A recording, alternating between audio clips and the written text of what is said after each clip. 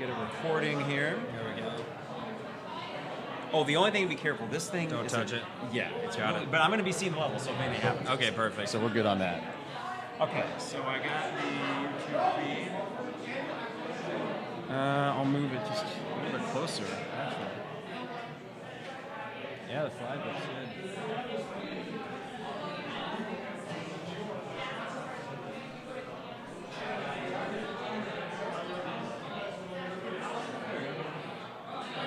Perfect. So you already got. Are you going in super early in the morning? I will go at about, I'll get there at 7. Okay. I'll set up, go for a run, and run home. Oh, Get cleaned up, have late breakfast, get cleaned up, go back and run. Because, dude, if I get there... I know, it's going to be a long day. What time are you guys sitting over there? I think like lunchtime. Well, my parents aren't in lot 31, which stinks. They're like just south on Kirby in the State Farm lot. They closed that part of I did see Kirby that. Avenue, though. Yeah. Which is nice. Yeah, that'll be good. That means they must be expecting a decent crowd, or maybe they're just doing that going forward. I don't know. Like 45 plus. Yeah. Okay, YouTube feed. Is someone in the chat window could let me know if we sound okay on YouTube? Hello. We are plugged straight in.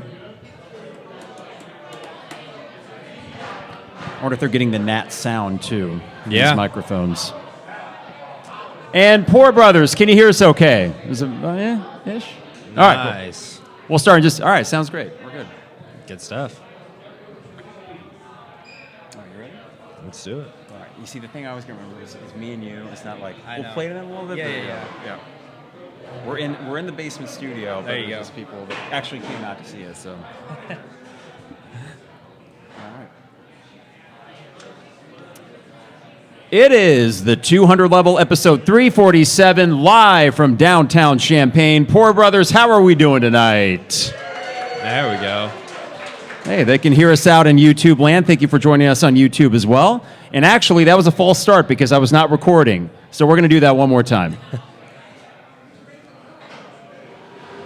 It is the 200 level episode 347. Live from Poor Brothers Craft Tap Room in downtown Champaign. Let's hear it from the people of Poor Brothers. There they are. And it's not just me, Mike Carpenter, but I'm joined by Isaac Ambrose. Give it up for Isaac Ambrose over here. Thank you. Isaac, we are on the eve of the 2023 Illini football season. And what is your primary emotion right now? I would say a little bit. It doesn't feel realistic. I don't know if I can put it into one word, just simply because talking season's finally almost over, which feels like impossible because we've been talking about the same things. Who's going to play safety? Is Luke Altmaier good? Who's going to be the right guard, which now we know.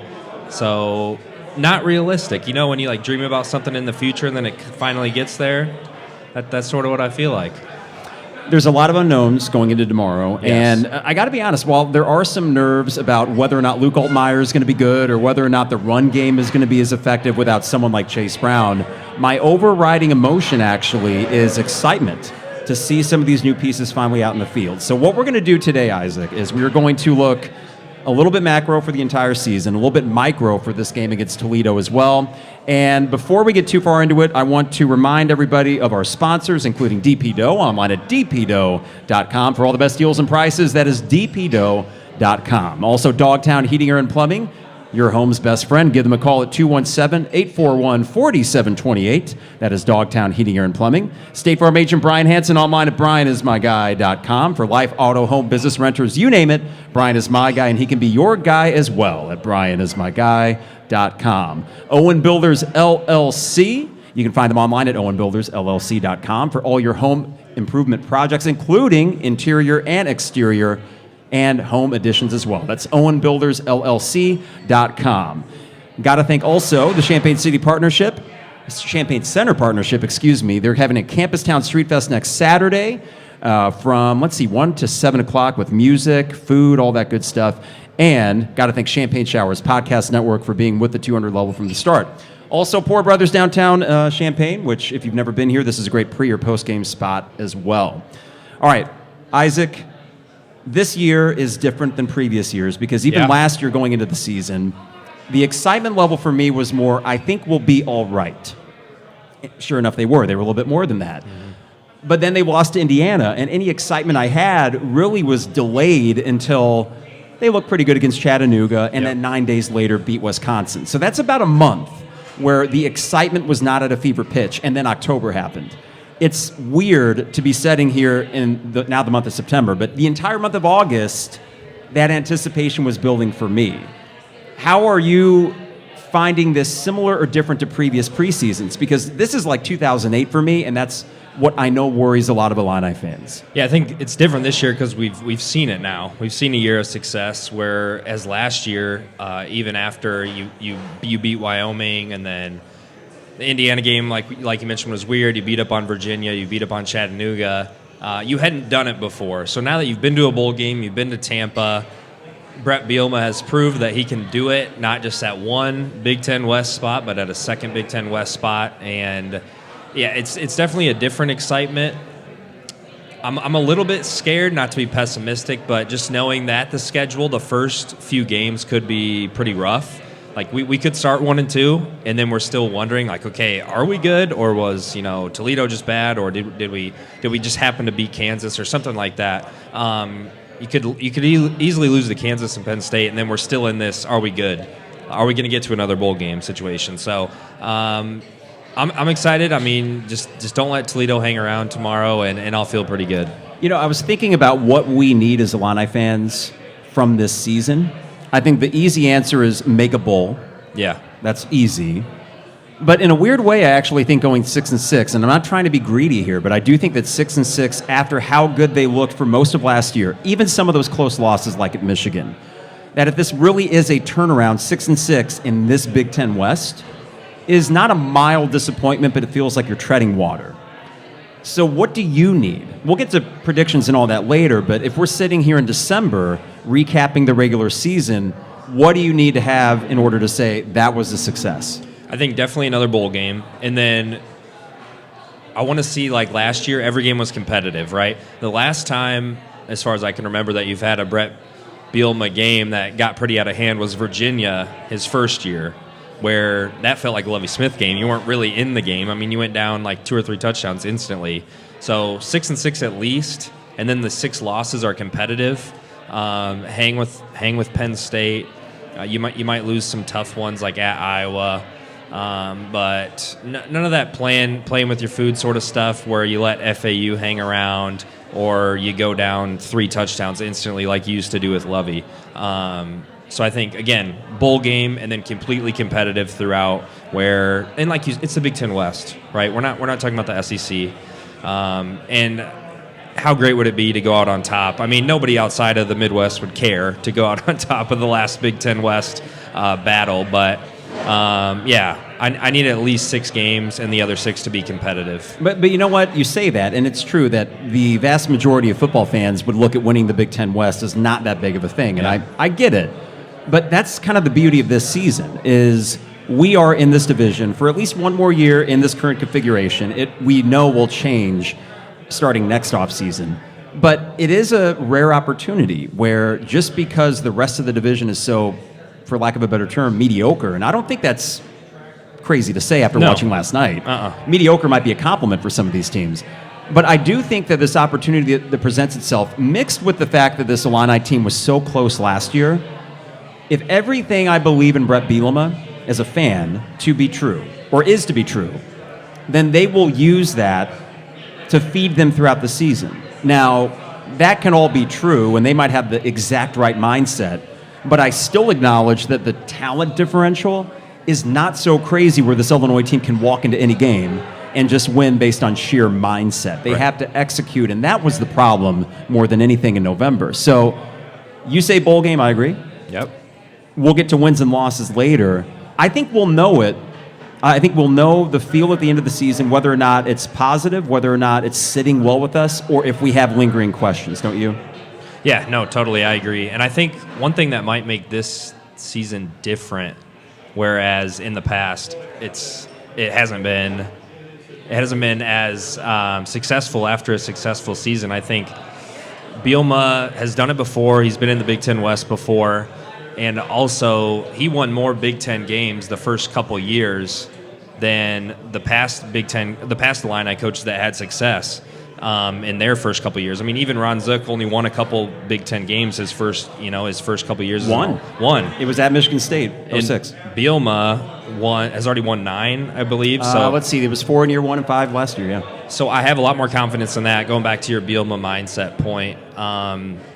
I feel a lot more confident. I know that's probably like the kiss of death. That's probably the dumbest thing an Illini fan could say. But and we'll talk about that. I do feel different than I have in the past, for sure. Let's talk about the way the fans feel, because I know that 08, and for me, going all the way back to 02, it really informs the way that we feel about Illini football, where right when you get to that moment of excitement, they come out the next year and they don't even make a bowl. And I remember the feeling in 02. They started 1-3 after the Sugar Bowl.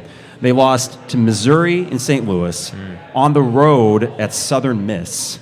I forget who the third game they won, and then the fourth game they lost to San Jose State at home before Michigan came in and smoked them. Yeah. In 08, it started out a little bit hot and cold. They smoked Michigan at Michigan, but they lost a random home game to a terrible Minnesota team. And then, of course, the loss against Western Michigan and Detroit. So those 2 years really inform it. And then it's like it all came together in 2011, where they start 6-0, and then you finish 0-6. And at that point, it's just a cruel joke. Mm-hmm. And you really are reluctant to invest yourself back in this football program, which we know speaks to Bielema, the fact that we are feeling better. Yeah. And yet, there are so many disappointments that predate this coaching staff, it's hard to shake. So, are you finding that you're able to not think about that so much? Or I should say, are you finding that it's easier to ignore past disappointments because of your confidence in this coaching staff? I think 100%. And one thing I'm trying to separate, too, is I'm trying not to throw any sort of even like basketball success or anything that Illini fans would be like, it's not just football, it's the whole fan base, right? Or it's all Illini athletics. We're cursed. Like, we've seen this happen before where things get better and then they just completely fall off. I think, too, you just hear that Bielema's got things figured out. He's got guys in the right mindset. All the players, when they're being interviewed, they just talk about the praises of Bret Bielema over and over and over again. That I don't know if I'm being naive, but just the way that the people inside the program and the coaches that he brings in, I mean, the coaches he brings in are so proven. They've done it at this level, very experienced. I mean, Jim Leonard, I almost forgot that we even brought him in. Me too. And that's just that really helps. I think, too, just the experience of all the other guys. It's not even Bret Bielema. Just knowing where all these other guys have come from just helps me be a little bit more at peace. Whereas the past coaching staffs, I just, you didn't feel that sort of security. Yeah, security for sure. It was always a sense of insecurity because of what Ron Turner did, and then Ron Zook, and then we won't even speak about Lovey and Beckman and the Cubit thing. But you mentioned the staff around them. We know it's a big year for Barry Lunny. Mm-hmm. When I spoke to him back in July, and then we aired it at the start of August, I was very impressed with that interview because he was very thoughtful in his responses, and he also admitted certain, maybe not blind spots, but tendencies that they had last year because of Chase Brown, the sure thing, and what I'm excited to see about more than anything this season, and really starting tomorrow with the new quarterback and everything in place, there is still enough coming back on offense, and it being year 2 with Barry Lunny, that for some reason I have this suspicion that they actually will, according to the metrics and yardage and scoring, they'll be a better offense. And yet, on its face, that sounds ridiculous because you have your former QB got signed to the practice squad for the Giants, and then you have Chase Brown with the Bengals, and then you have 3 of your secondary guys that are going to be in the 2 deep of NFL teams. So that's the defense, I know, but starting with the offense, what gives you reasons for optimism? Because we know what the reason for pessimism would be, which is new quarterback, no Chase Brown. Yeah, and also, too, a couple offensive linemen in the NFL. I think Palcho's with the Broncos or something. He might have gotten injured, but a couple other NFL talent on the team. I'm super excited for Isaiah Williams. Like you mentioned, we're going to Chase. Last year, you just have to give the ball to Chase Brown so much. I think it's an easy thing to fall into as a fan when you do come up short and you have a guy of that talent, of that skill level. You tend to blame, like, it's easy to think, okay, maybe things will be better now because he was only able to get us so far. We noticed when we got down to the into the red zone, and we just kept feeding him, and because we hadn't established the pass. But to go back to answer your question, I'm super excited about Isaiah. I feel like when we should have given him the ball a lot more last year. And they started to, like late, yes. we saw they even started stretching the field. The bowl game, to me, was very promising with Isaiah as a wide receiver. And you've heard Isaiah talk about Luke Altmaier being able to throw that better deep ball. I don't know why in the past couple years. I think it was 2 years ago, Rutgers, they came in and beat us when we could have made a bowl game if we would have beat Rutgers. Yeah, and then you go the next week and you win at Minnesota. Yes. And Isaiah had like a 30-some yard bomb from Brandon Peters that he took to the house. But we didn't do that at all. I don't think we did that once last year. So I'm trying to think, what was the biggest pass play last year? I remember a memorable one that Art Sitkowski threw in the Iowa game. I bet I would almost guarantee if you're talking about like air yards and not like Isaiah taking it to the end zone, I think it would be Pat Bryant down the left or down the west sideline in the Minnesota game. Okay. Minnesota scores, and then you need to score to take the lead, and Pat Bryant gets. But that was still 30 yards. Well, some of them were the Chase Brown sneaking out of the backfield, and then it'd be a 20, 25-yard touchdown, which looked pretty. It was well executed, but in terms of a wide receiver going deep and DeVito hitting him in stride. And I hate to regurgitate this because Tommy was so good and so instrumental in that team winning 8 games last year. But I think I started to see in November, and then the bowl game was glaring. There was a ceiling based on that inability to stretch it. And I know he wasn't helped by a wide receiving core, which was still rather green. Yeah. But that game against Mississippi State, there was a wide open Isaiah Williams that I think would have helped you put the game away. And you were there. I was there. Yeah. And it was clear as day, and it felt like such a missed opportunity. And Luke Altmaier does not need to throw 70% completion percentage if he can hit a few of those.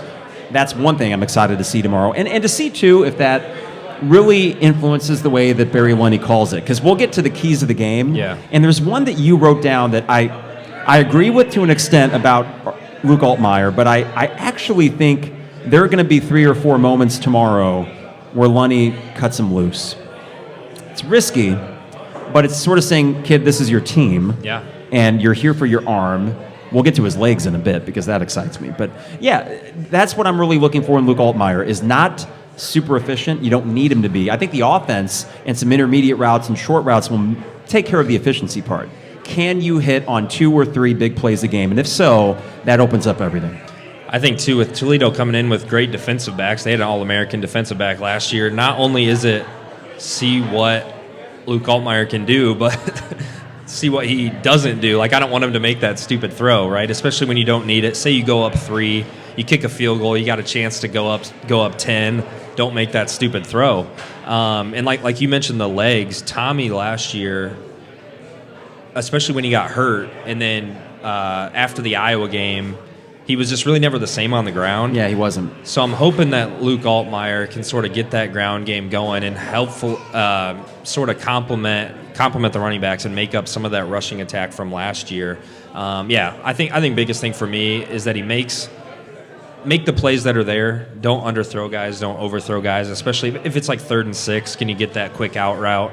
And then don't make the dumb throws, because that's what's going to get, in like sort of more of a micro sense, that's what will keep Toledo in the game tomorrow. Is if you do something stupid, they're great defensive backs. Take one back to the house. You're down 7-0. You're down 10-0. Then the air gets sucked out of the stadium. Yeah, 100%. Yeah. Now, talking about legs for a quarterback, and Tommy DeVito last year, the run against Minnesota, there was a bootleg kind of thing. He went left for an early touchdown.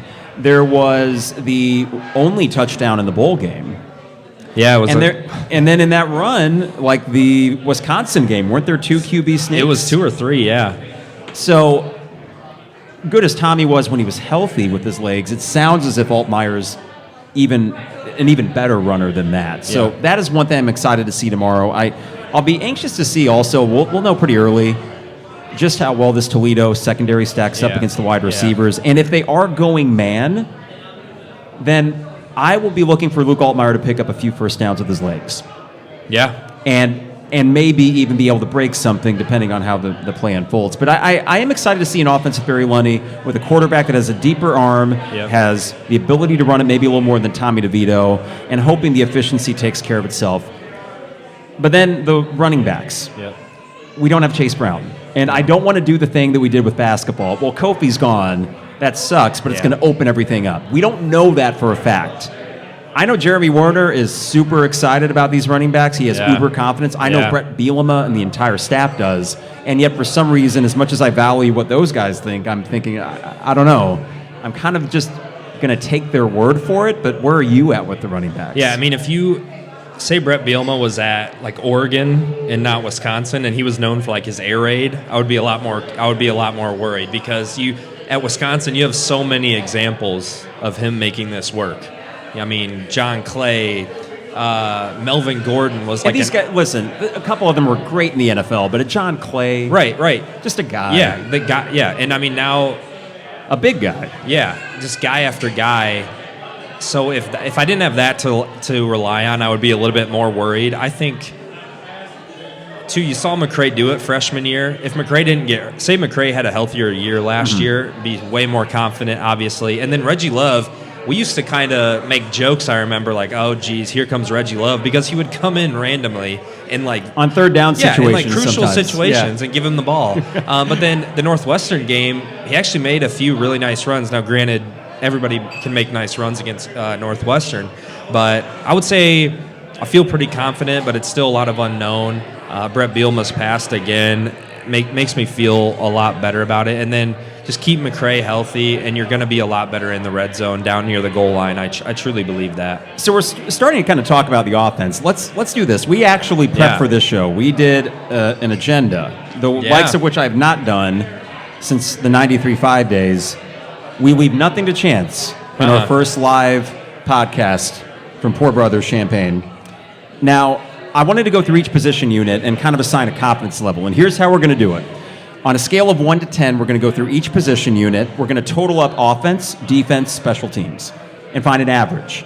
It's sort of like how when you play Madden and you select your team, they got the offense, defense, special teams. They have a rating to it. We're going to do something similar. Let's start offense with the offensive line, and here's your starting lineup. Julian Pearl, Isaiah Adams. We got two Kreutzes. Who's the center Kreutz? James. He plays linebacker. James plays linebacker, and then it's Josh Kreutz? Josh plays center, yeah. Getsky and Chrysler on the right side of the line. Yeah. Confidence level in the offensive line. What do you have it? Between 1 and 10. Offensive line, I went 8 because you return a lot of guys. I mean, Isaiah Adams, huge dude, could have gone 3rd or 4th round last year. Zy Chrysler also would have probably been drafted. Julian Pearl, big dude, tough, probably would have made an NFL camp or something, or he's gonna be. I think the unknowns of Getsky and Kreutz, that's where I wouldn't go any higher than an 8, because something could go poor there, and then your center and guard situation is kind of iffy, and you start moving guys around. I don't love the depth after that. I mean, you have Jordan Slaughter, who was almost a starter. And then another thing that we kind of forget, yes, Chase Brown had a ceiling, and he would seem to like run into the offensive line a lot of times.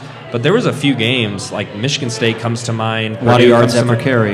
Yes. The offensive line wasn't taking care of the trenches either. So those few things concern me. I do think, again, Bret Bielema's passed. He sent so many NFL guys from his offensive line. There's just too much of that to rely on, and Bart Miller and just the guys on staff make me feel a lot more. I mean, who knows? Like Josh Kreutz, we might be talking about at the end of the season, like, oh, he might go to the league, in a couple of years. So his lineage helps. Yes. I mean, I remember Olin playing for the Bears, and I will go with the kid is smarter than he is big, and that's going to be enough to carry him through at center. So, and also the fact that the center, one of the first things you kind of ask them to do is just hold it down and not make mistakes. Yeah. And then block. So I feel okay with that. Getsky is someone they seem really high on at right guard. Chrysler, they expect to jump out of on the left side. I love that because you were protecting the blind side for Luke Altmaier. And I think that will be crucial because we know he's not the biggest quarterback. The last thing you can afford is a hurt quarterback. So I agree with you on 8. Wide receivers. Here is your wide receiving core, at least the guys that will get the most snaps. Isaiah Williams, Pat Bryant, Casey Washington, 1, 2, 3. I put Malik Elzy 4. Yeah. And it seems the way they're talking about him, that's about right. and then Hank Beatty as your sure-handed slot guy. Yeah. When you go 5 wide, or maybe he goes in for Casey Washington sometimes. I went 8, which I know is a little bit high for a passing attack that wasn't great last year. But I went 8 because of the age, the veterans that are back there. I think Isaiah Williams is primed for a 1,000-yard season. And the fact that Malik Elzy, while he's not going to do an Aurelius Ben impersonation, I still think is capable of maybe a few hundred yards and some big plays. And that alone brings so much value to a wide receiving core last year that when Pat Bryant was hurt, you were kind of screwed. I'm going 8. It might be generous. Yeah, and I totally agree with all that. The only thing I push back on a little bit is, again, they're older, but they're still a little bit unproven. I mean, Pat Bryant was sort of mixed into that chunk of wide receivers the past couple of years. I mean, Brian Hightower was there last year, and we all thought Brian Hightower might be the next big thing. Hank Beatty is another guy that I think is going to be great, but really hasn't proven it yet. I know the staff's really high on him, and but I do think you have Williams, who I definitely think can play in the league, and then the rest of the guys who are average to above average Big Ten wide receivers. So if you just get Isaiah showing up every week, and then you get Casey Washington or Pat Bryant, one of those guys showing up every week, and Isaiah is going to always be shadowed by the best corner, right? He's going to be shadowed by the All-American dude tomorrow. So then you're really going to need Bryant or Washington to show up. And I like that it's deep. And like in past years, you would need Malik Elzy to come in and be the stud. So the fact that he doesn't need to be a stud this year, and you can still have a solid wide receiver room, is really comforting. But yeah, I just went 7 because a lot more unproven, and yeah, there's just a lot of question marks, and if you have an injury or two, I think wide receiver could be a little iffy, more so with the size, right? If Bryant or Casey Washington goes down and you have Isaiah Williams and Hank Beatty playing a lot, then you're not getting that much size on the outside. I'm excited for Casey Washington this year. I know he's not the sexiest name to throw out there, but what I love about him is how sure-handed he is, and I can see him being a third down kind of safety outlet for Luke Altmaier. And think about Casey Washington. Got the game-winning catch in the 9 overtime game against Penn State. Yep. Got this ridiculous circus catch at Minnesota to help you win that game. One of the few big plays of that game, which I think finished, 10-7, 13-6, I don't know, something like that. Yeah, something like that. Running backs. We briefly touched on this. McCray, Love, your 1-2, 1A, 1B. Aiden Lawfrey looks to be getting some touches this year, and then Caden Fagan. Thank you. Yeah. God, it's always screwing me up here. It is. It's a weird one. Listen, I'm intrigued.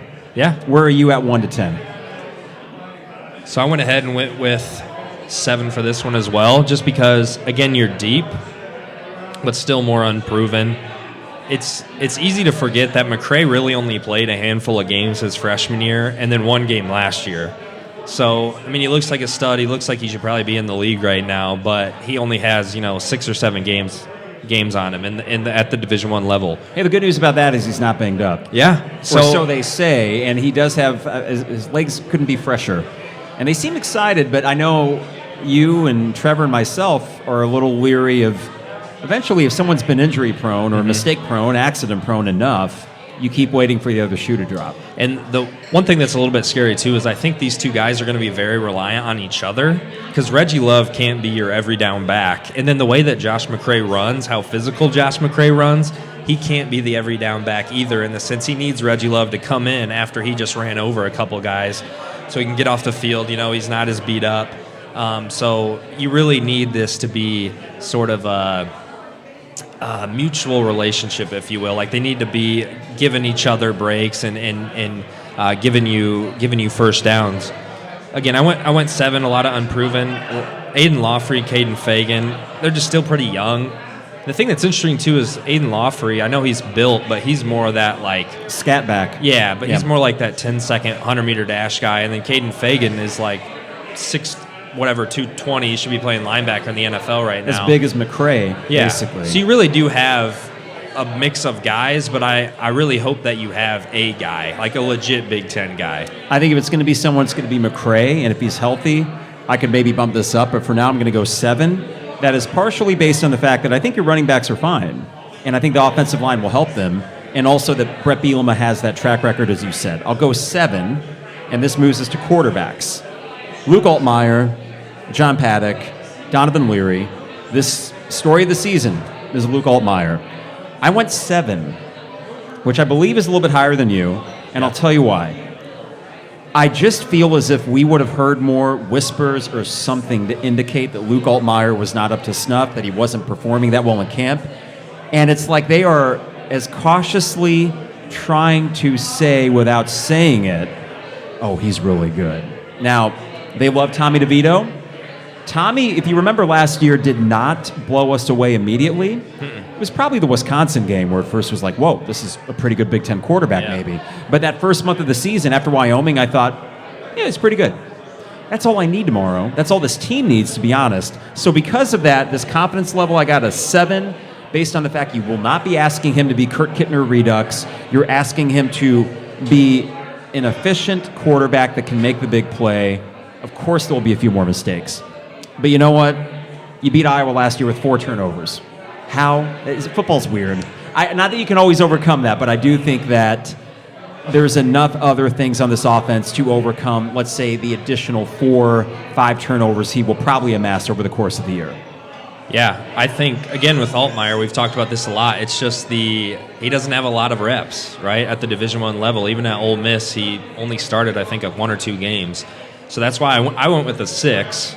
I will start out with a positive, though. I think John Paddock, he played 4 or 5 years at Ball State. The only reason he's still able to play is because of COVID.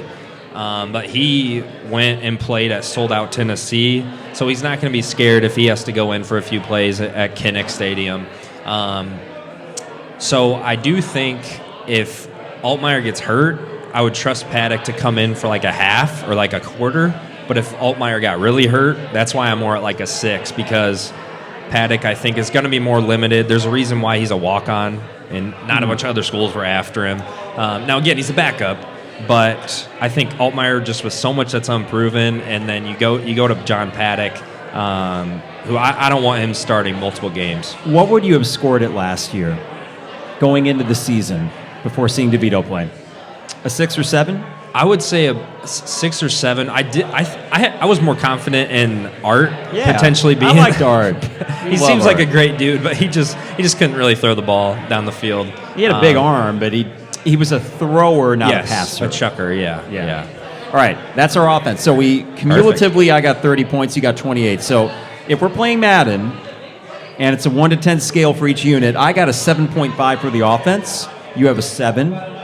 Let's move the defense. Defensive line, I'm going 10. I'm going 10 because of this. Instead of 9, understanding that nose tackle, I don't want to say is completely unproven, but a little bit.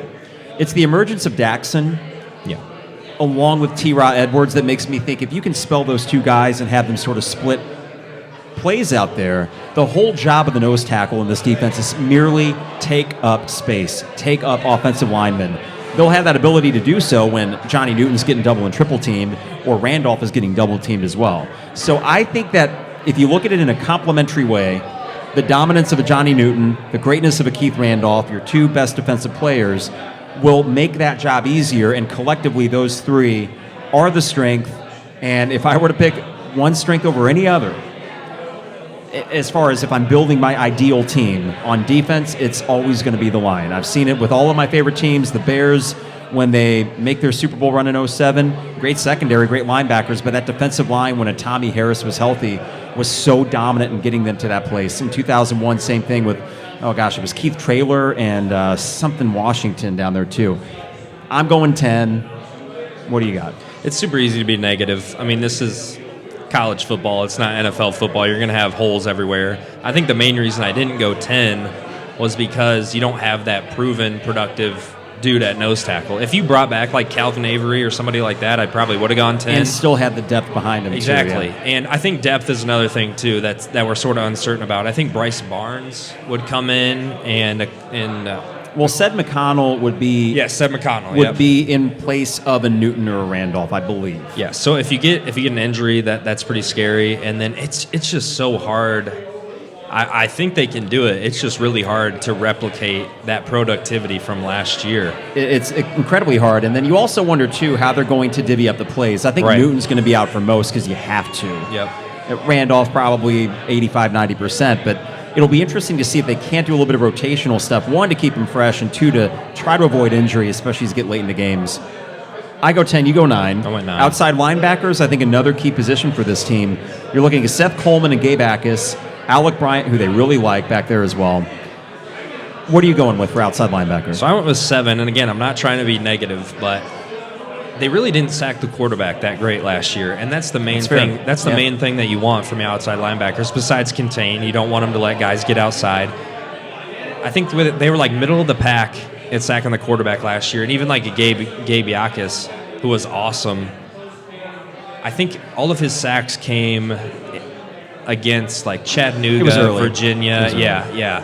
Which again, you're not going to expect your true freshman to go in against Michigan and get 3 sacks either. But I think, again, they weren't that great at sacking the quarterback. And if your DBs are going to be struggling this year, I'm going to really need to see that more, which I do think they can take that sophomore jump. So that's why I'm at a 7. I do have a lot of faith in them, and I think that especially Gabe can do it. And then, Alec Bryant was a 4-star. We almost forgot about because Seth Coleman was also playing really well. So I'm confident, but there's still some question there. I'm going 8.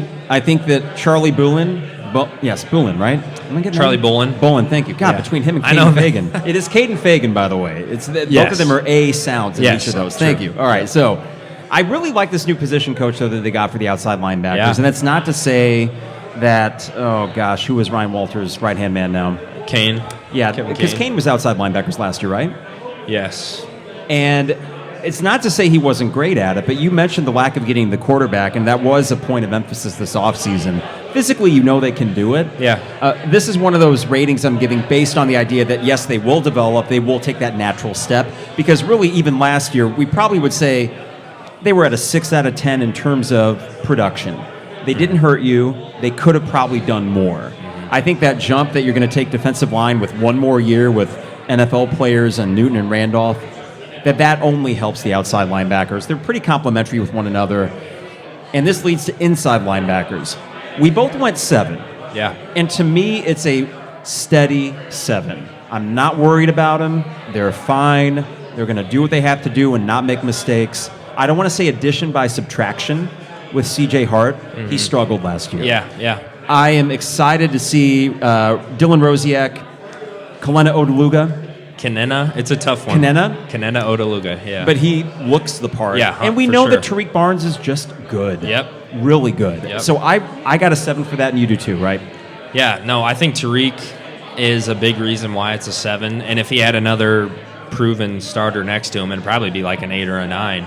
I think it was Bielema that came out not too long ago and basically said that Tariq is like the most not talked about guy on our team, right? He's been there for a while.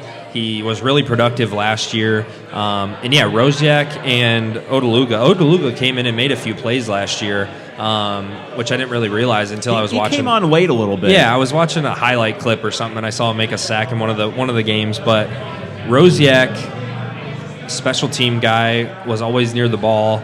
But I do think we kind of forget Isaac Darkangelo last year. He's on the practice squad for the Raiders, and we almost didn't even realize he was on the team. But he led the team in tackles, I'm pretty sure. Yeah. So you're losing a couple really productive guys. Again, C.J. Hart was disappointing, but I do like that group of 3 guys, though, and I think you couldn't ask for a better leader in Tariq Barnes to lead those guys. Secondary. This is our biggest point of difference here. Your cornerbacks are Taz Nicholson and Tyler Strain. Your nickelback/star is Xavier Scott. Your free safety is Miles Scott. And your starting strong safety tomorrow is Clayton Bush from SIU. Where are you at 1 to 10? So I'm at a 5. Okay. Right in the middle. But if you would have asked me last year what I was at, it probably wouldn't have been a 10, even though it ended up being a 10. I think this could easily...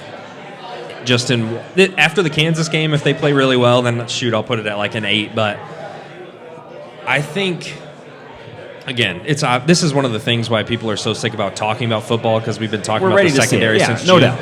I think Taz is going to be great. I think he played really well last year. And something that's slept on is when Taz got hurt last year, the opposite side of Devin Witherspoon really struggled. and you didn't notice that as much when Taz was healthy. T-Strain, again, younger guy, doesn't have a ton of reps. It's Xavier Scott. Yeah. I like him. I like these guys too, but defensive back was also the position that the coaches seem to like dance around the most. Yeah. So I think this could easily be just a year where teams really take advantage of just getting the ball out quick, and you're just going to have a lot of guys rotating in. And if Matthew Bailey was healthy, I would probably be a 6 or a 7. Wow. I think that I like him. That's huge. Yeah. I'm going 7. This might indicate where I'm going with my season prediction, by the way, but Taz Nicholson and Tyler Strain on the outside I feel pretty comfortable with. We'll get to the Toledo game. I feel even more comfortable tomorrow because Toledo's wide receivers are not that big. Yeah. And Taz and Tyler Strain are not that big. That could be a problem, and everyone under them is a lot bigger, a lot taller. Yeah. The fact they're doing the Xavier Scott thing the way that they did Quan Martin last year, they're heaping praise on this guy like he is going to the NFL next year. And there is a track record of these emergent secondary pieces like a Kirby Joseph 2 years ago and then a Quan Martin last year. I mean, Quan Martin was not that great his first couple years. No. There were times where we thought, we got to get him off the field. Same with Kendall Smith. And Kendall Smith, who made an NFL roster, right? Yeah. I think he just got cut. But he might have just got cut. Yeah. But regardless, the fact is, and that also leads to Miles Scott, who is in a position where you camp out and you pick off stray footballs. So Clayton Bush, we'll see. I mean, the fact that he won that competition over some pretty good athletes tells you something. But I'm going 7 based on the fact I like the outside. They love the nickel back. The free safety position tends to take care of itself. And I would agree that if Matthew Bailey were out there and you felt like the Sidney Brown position was more taken care of, then I'd feel even better. I'm sort of acknowledging you are not going to have the beast that is Sidney Brown back there and that it can still look all right, but it will look different. Yeah. And I think that Bush will be fine in that role. You got a Demetrius Hill behind that as well, and a Cario Harper, and some other pieces. That was one thing that stood out to me after they sort of finalized who was going to start at the safety positions was when I heard Demetrius Hill was transferring, you'd think, okay, a freshman All-American. I know it was FIU, but still a freshman All-American. Like, you're telling me he made that over like a lot of guys in the SEC and in the Big Ten. I would have just assumed, okay, he's going to come in and start. So that's another reason why I'm iffy. I'm like, okay, maybe he really didn't show up that well in camp, or these guys are just getting it because they're a little bit older. So I have most questions at that position, but again, so does everybody. So I really hope halftime tomorrow I find out that I'm wrong. It'd be nice if you're setting up 17-7 at halftime and you're feeling pretty good at that point. But I am at 32 total points, which is an average of 8. I got my defense rate at 8 out of 10. You got yours at a 7 out of 10. Special teams, last but not least, they were a big deal last year. Yeah. We each went 7, which tells me that we are not overly concerned. I'm certainly not concerned about kicking. I think you have 2 really good kickers. Yep. And we saw, the Minnesota game was one example last year. When you did not have Caleb Griffin to kick it out the back of the end zone, that's a problem. Yeah. When you kick it out the back of the end zone, that is one less thing to worry about. You will not have to worry about that this year, because if Griffin gets hurt, Olano can kick it out the back of the end zone as well. This is all about punting, isn't it?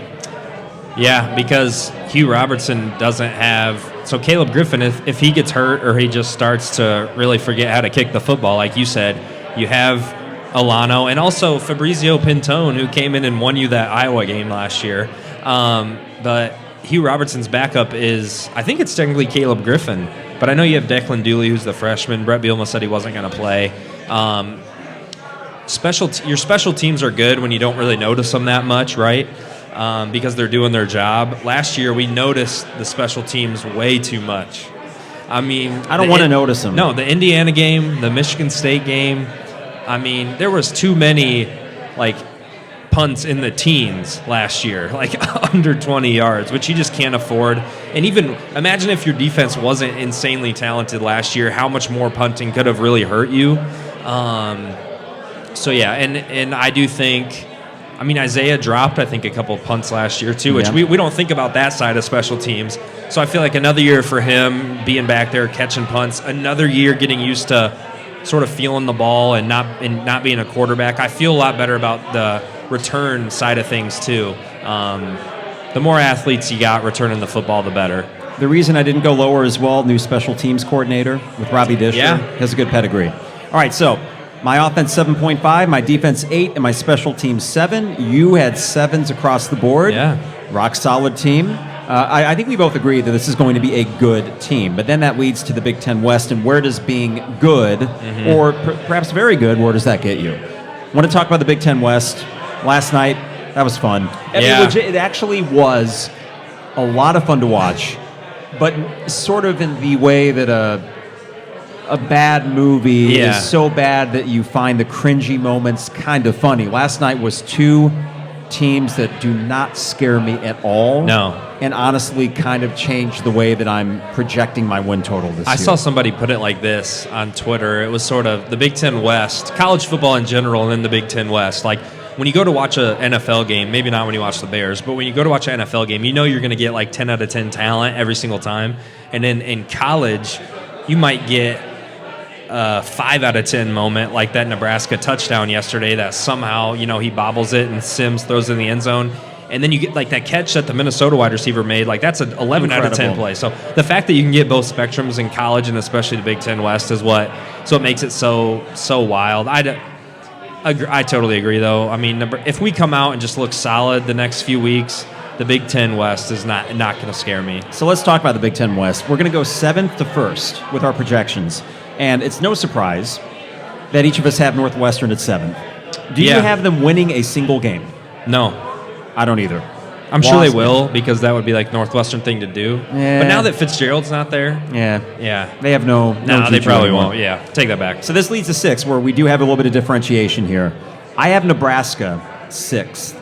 I only have them winning 2 games, which by my count, it looks like Northwestern at home and Purdue at home. But they already lost to Minnesota. They got Michigan as their next Big Ten game, at Illinois, at Michigan State, and I know they aren't great. Maryland, tough. At Wisconsin, they finished with Iowa. That's 2 wins to me. I got them 6. You got who 6th? I have Nebraska 6, and maybe I'm a little recency biased because of last night and what they did in the last. Oh, so you put Nebraska 6? Oh, sorry. You have Purdue under them, right? I was looking at the wrong number. Yep, I have Purdue 6, and then Nebraska 5th. And Nebraska 5th, and that's where we flip. Okay, so 4th. Now we're going scratch. Yep. Mini 4th. Wisconsin 3rd. Yep. Illinois 2nd. Yeah. Now, I don't want to be a buzzkill. I hate the way that Iowa's schedule shakes out. Really favorable. I hate it. Yeah. At Penn State might matter if we beat Penn State at home. Yeah. Right? Yeah. That's the way you have to counter that. But even with that, if I say that Iowa loses at Penn State, Michigan State win, Purdue win, at Wisconsin, I said loss. So you had that as a loss. I had that actually as a win. Okay. But we'll call it 50-50, all right? Minnesota at home, win. At Northwestern, win. Rutgers, win. At Nebraska, win. So that leaves, even if you count the Wisconsin game, that's 2 losses. Yeah. And that leaves the Illinois game as potentially their 3rd Big Ten loss. Yeah. Thing is I'm looking through this schedule. Even as favorable as I want to get, I still think this Illinois team will lose 3 Big Ten games. I agree. And unfortunately, if Iowa loses 3 Big Ten games as well, but they beat you at Kinnick, then it doesn't matter. Yeah. I hate that. So we have Iowa winning the Big Ten West. We do, and I think schedule's a huge part of it, and their offense can't get any worse. Oh, no, they don't like it. The offense can't get any worse for them, so the schedule's favorable, like we said. I hate it. It's just like that's just what they'll do. No, but here's the thing. Watch. I am giving myself permission to amend this if they suck against Utah State tomorrow. Okay. And if I see the Cade McNamara, which, listen, I by no means think the Cade McNamara is the savior of Iowa football. But was it Petrus last year? Spencer Petrus, yeah. Terrible. Awful, yeah. Padilla, he's like 5'3". Yeah. It doesn't work. Yeah. Cade McNamara just needs to be okay. That offense needs to score, I know the contract says, 24 points a game? Yeah. I don't know if they'll get that, but if they score 20 a game, that defense, I just count on it more based on 20 years of experience. And if this game were at Illinois, Iowa in late November here, I'd flip it. That's what makes I hate it. Not to bring back negative vibes. That's what makes last year so frustrating. You beat Iowa at home. If you play that at Kinnick, you probably lost. So you didn't really take advantage of getting to play Iowa at home last year, and you got Purdue at home last year too. I think the 8-4 last year was spot on because I think it all balanced out. The bad luck that you had in the Indiana game, I think it flipped in that Iowa game. When Art Sikowski was down by the skin of his teeth, and the entire stadium thought we had just blown it in spectacular fashion, the football god said, you know what? It's okay. We remember Indiana. I think that evened out. The Michigan State and Purdue games, of course, were the disappointments. So this leads now, Isaac, to our season predictions for Illinois. We'll get to Toledo in just a second. Perfect. Season predictions. Oh, so let's go to the end here. Yeah. And do that. Final record prediction. You start. 7-5. 7-5. Yeah. Okay. Losses. The losses. Okay, the losses that I'm really confident in. Well, I'm pretty confident in. Penn State. At Maryland. No one feels good about at Maryland. No. At Iowa. Yep. And then. So those are locks for you, right? Those are the lock losses. Okay. I think you're going to lose either at Purdue or at Minnesota. And then I think you're going to lose either Nebraska or Wisconsin. Wow. Okay. So at Kansas, is that a loss? Actually, yep, that's Kansas was my fifth So you loss. are with the chorus, including, I know Jeremy Warner doesn't feel good about that game based on the matchup. I get it. And you think a random loss like either Wisconsin at home or Minnesota, but not Nebraska anymore, right? No, Okay, not Nebraska because they're terrible. All right. My prediction, Isaac, I amended it after last night. Yeah. I amended it after watching that. I don't know, slugfest is the kindest word I can give it. That's way too kind. I got 9-3. Yeah. Which is gaudy. Which even if you don't win the Big Ten, if I'm 9-3, I'm ecstatic. Yeah. In this Big Ten West, I think the only game you lose in the Big Ten West is at Iowa. Yeah. At Wisconsin would be tricky. We don't know what they're going to look like yet, but you get them at home, and it's the Wisconsin connection. Minnesota is after the bye week. We saw them last night. Doesn't scare me. No. Nebraska is at home. You're going to beat them. Purdue, revenge game. All the things that are going to be going into that, and Brian Walters, you're going to win at Purdue and maybe handily. And then Northwestern, come on. That means you're 5-1 against your Big Ten West opponents. So my losses are at Iowa, sadly. But hey, if we get there, what the hell? Yeah. Roll the dice. Penn State, I have as a loss. Yeah. I don't know if I necessarily think that. I feel weirdly good about that game. If they go 2-0, yeah, I feel pretty good about it. If they go 1-1 with a loss to Kansas, I feel pretty good about it because you just lost the previous game, and there's kind of a track record here with Bielema and the staff. At Maryland, I agree. Nope. Nah. And you know what? The beautiful thing about that is we're going to wake up that morning. The spread will be, I don't know, Maryland -6.5 or something. Nothing crazy. But they're going to be at home. They got a great quarterback and a high-powered offense. But they're messy. They are messy. Yeah. So you could get them in that game where it just doesn't work out. And then Maryland, as much as my gut says you're going to lose, my head says, well, hold on. Play it. If you take out the loss a few years ago when Lovey was the coach and you just got that has no bearing. Well, that was that's what I always think of. Last time you were at College Park, I remember 2 years ago though in Bret Bielema's first year where you should have won that game. That was almost as bad as last. I don't know if anything was as bad as Nebraska's choke last night, but you had the ball up 7. Yeah. With like 5 minutes left. I thought you were up 2 scores in the fourth quarter. Yeah. Maybe not. But I think it was 7, and they tied it, and then he gave it right back, and they won. Yeah. And it was so obvious. But, okay, 9-3, you got 7-5. This now leads to the Toledo game tomorrow, 6:30, Memorial Stadium. Should be a fun crowd, a pretty lively crowd, and bigger than Wyoming for the season opener last year. Yeah. We each got 3 keys to the game. Let's trade them. My first key to the game, can the trenches dominate? Now, I know that's maybe more hypothetical. We think they can and maybe should. The new defensive line for Toledo, I think, is of interest. Listening to, I think it's Kyle Rowland, was the Toledo reporter on Jeremy's podcast. Yep. He is very skeptical about the pieces that they lost in their defensive line. If that means you can establish the run, then get a lead early and do what Bret Bielema teams do best. And also, can the Illini D-line Talk about them. Can they get to Finn? I think they can contain him. But can you actually get some sacks, or can you get some quarterback hits to force a bad throw and get a pick for this young secondary?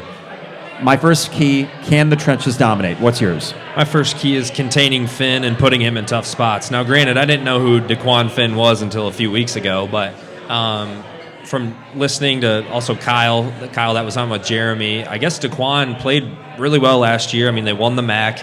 He really stood out against Ohio State last year. And then just from watching, I think he can turn the ball over. Don't let him get loose. If you go down 7 or 10 points early, I think a big part of it is going to be because DeQuan Finn makes a play against your young secondary. So I think if you can put him in tough spots, if you can get to the quarterback like we mentioned, you were not actually that great at last year. Get him in tough spots. He's not going to be able to handle like the Big Ten physicality.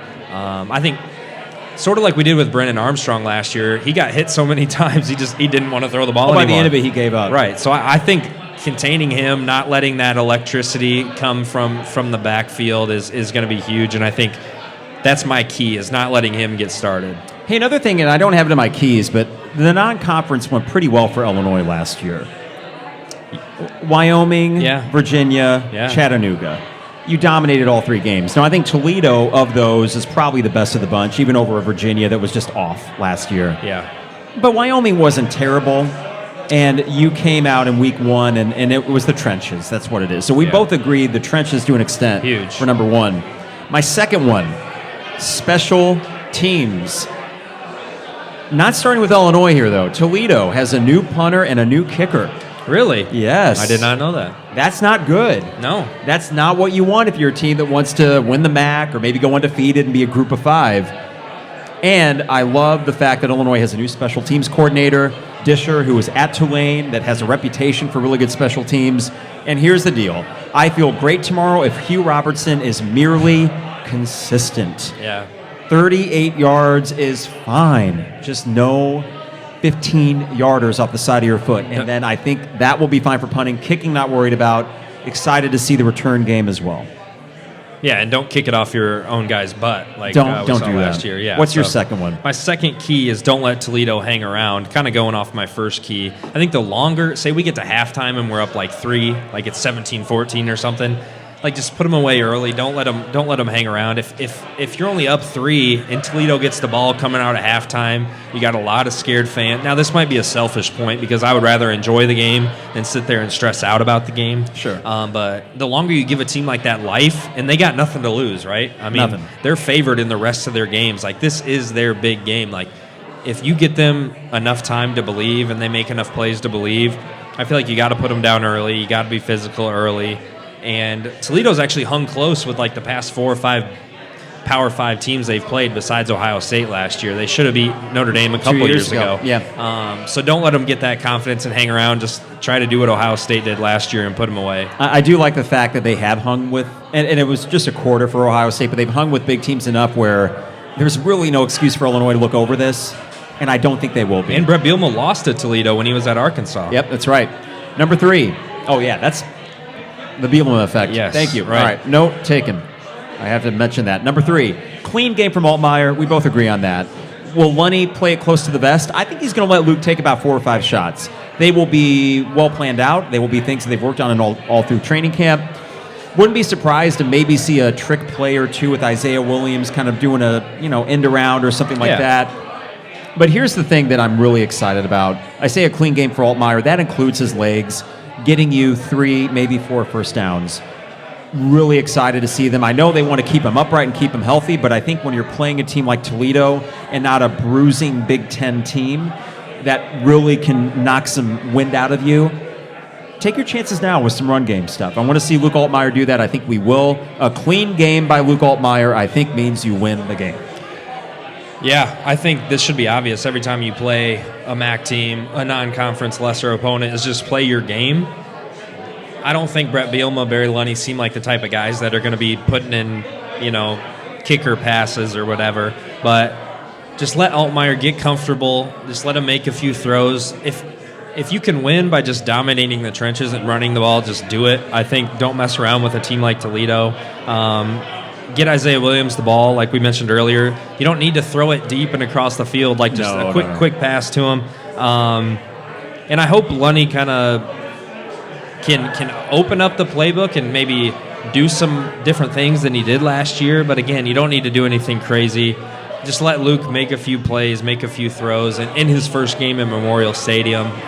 Again, that's kind of obvious, but hey, sometimes simple is the best way to go. All right, so my 3 keys were, can the trenches dominate? I think they can. Special teams? I think they will be fine.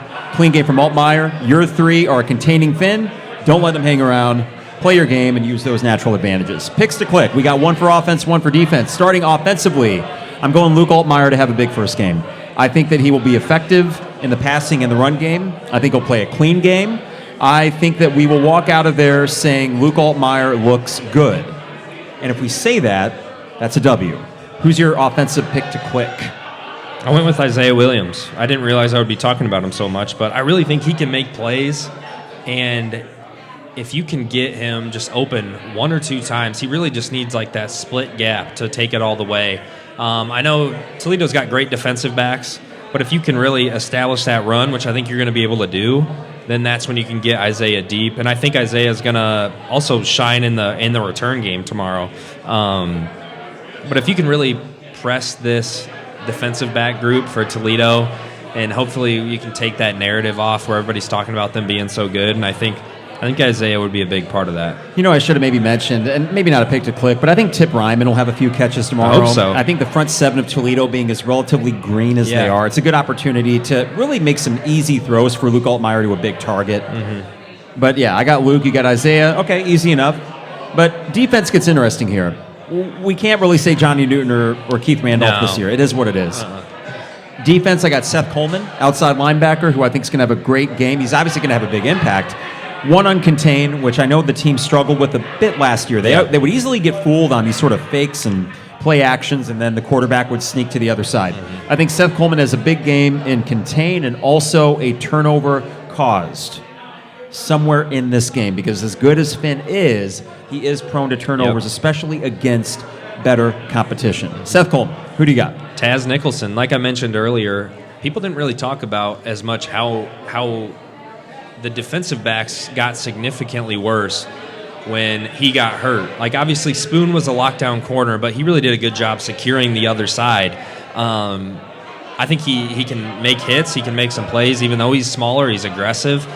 So, like you mentioned, I don't think their receivers aren't going to be all over the place, which maybe he's guarding Johnny Newton. He's probably going to be guarding Johnny Newton's brother, who's a wide receiver for Toledo. So I think if Taz can shut him down and give Finn less options and sort of get him frazzled a little bit, I think that'll be a big part of the game. And again, Johnny Newton and Keith Randolph would be the obvious answers, but I'm not going to go with them. You know, if we were complete shills, we would have said Xavier Scott. Yeah. Based on everything the coaching staff is. Right. I am excited to see him because it's not often you get praise like that heaped on one guy. Mm-hmm. But I got Seth, you got Taz. We don't need to do a special teams pick to click too. No, not as many options. I'm hoping that Caleb Griffin doesn't need to kick many field goals. Yeah. And we did not talk about the red zone, but of course that's kind of obvious. They got to be better there. 100%. So, prediction, Isaac. Start with, for a dramatic effect, start with the Toledo prediction, the Toledo score, and then pause, and then do the Illinois score so people don't know if you're going to go over or under. Okay, so I'm going to go with Toledo 17. Mm-hmm. And I'm going to go with Illinois 24. Okay. So I'm going to take them with the win. But we don't cover. No, Okay, all right. Yeah, that 9.5 is a little bit tricky. They try to get you there with the hook, but I think Toledo's going to make enough plays. I think you're going to be definitely the better team, but it's just going to be first game jitters. Luke Altmaier might throw an interception or something, and Toledo might make it close there at the end. But if you dominate the trenches and then just play your game, I think Toledo can still keep it within. I mean, they received AP votes. Like, I know we're not downplaying them by any means, but this would be just like playing, a top 30, top 40 team, which I do think you can be favored over, but a touchdown win over a team like Toledo is not terrible. Any win feels good, and a touchdown win for sure. Yeah. All right, I have Toledo 16, Illinois 31. 4 touchdowns. They close out in the red zone. Luke Altmaier's legs might be account for 1 or 2 of those. Mm-hmm. I think that you will shorten the game. I tell you what, the Minnesota-Nebraska game was cruising for the first quarter until it wasn't. I expect an efficient offensive performance and a really good start for Barry Lundy in year 2. And defensively, yeah, we're worried about the secondary. I like the fact that the outside corners are facing smaller wide receivers, that none of them on Toledo's wide receiving core are 1,000-yard guys that are really proven commodities as a number 1 guy. I'd be more worried if there was a surefire wide receiver that had done that.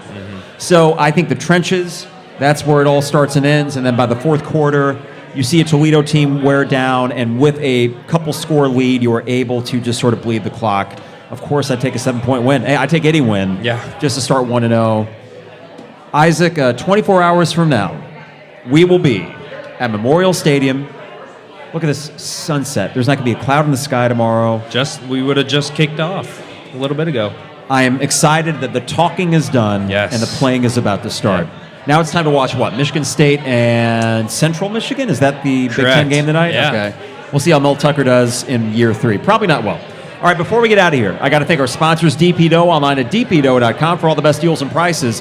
dpdough.com. Dogtown Heating, Air, and Plumbing, your home's best friend. Give them a call at 217-840-2481. That's 2781. Sorry, Dogtown. State Farm agent Brian Hansen, online at brianismyguy.com for life, auto, home, business, and renters. You name it, Brian is my guy, and he can be your guy at... You want to do the domain name, Isaac, for Brian Hansen? brianismyguy.com. There you go. Owen Builders, LLC, online at owenbuildersllc.com for everything from decks to patios to kitchens to bathrooms to home additions. Check out their gallery online at Owen Builders LLC to get an idea of what they can do for your house. That's owenbuildersllc.com. Also, Campus Town Street Fest next Saturday, September 9th from 1 to 7 p.m. Music, food, vendors brought to you by the Champaign Center Partnership, City of Champaign and JSM Living, and the Champaign Showers Podcast Network for supporting the 200 level since we got started. Rate and review us online at Apple Podcasts if you have not already. YouTube, thank you all so much for joining us on a Friday night. I hope you're enjoying or imbibing. I don't know how well I'm going to sleep tonight, Isaac. I know it's going to be that when you get up and you smell that fresh, like fall football-y air. The cool morning air. Yeah. I think just hearing the noise, feeling the vibes of Grange Grove and everything tomorrow, that's what it's all about. That's what the fall's all about. The worst is I'm probably going to wake up at about 4:30 with my allergies because they've been terrible lately. And then I'm not going back to sleep. Let's be honest. That's not going to happen. Night games are awesome, but then you have to wait all day. I hate waiting. Yeah. I hate it. 2:30 is my bread and butter. But the older I get, I actually don't mind 11. So that Penn State game, wake up right and early, get to it. Yeah. But tomorrow's a long day. Stop by in Lot 31. We have the 200 level flag, which made its debut tonight on YouTube There we go. and in downtown Champaign. Look at that bad boy. And that will be flying in Lot 31, 50-yard line back by Oak Street if you want to come say hi. All right. Hey, Poor Brothers, thank you so much for hosting us tonight. Listen to them. Yeah, great crowd. We do appreciate it. We'll do more of these live things as the season goes along. I got 9 wins. Isaac has 7. I'd be happy with either. Still great year. Yeah. I take the Music City Bowl. I will keep that refrain going. Yeah. All right, everybody. In the meantime, take care. See you tomorrow morning. Lot 31, Illinois, Toledo, 6:30 kick on what? Big Ten Network? I think so. Yeah. Matt Millen on the call. But I'll be in the game, so I don't really care about that. Right. All right, everybody. See you soon. It is the 200 level. Sweet. Thank you, everybody. Thank we you. appreciate it. Awesome. Perfect. Well done, brother. Yeah, that flew by. Yeah.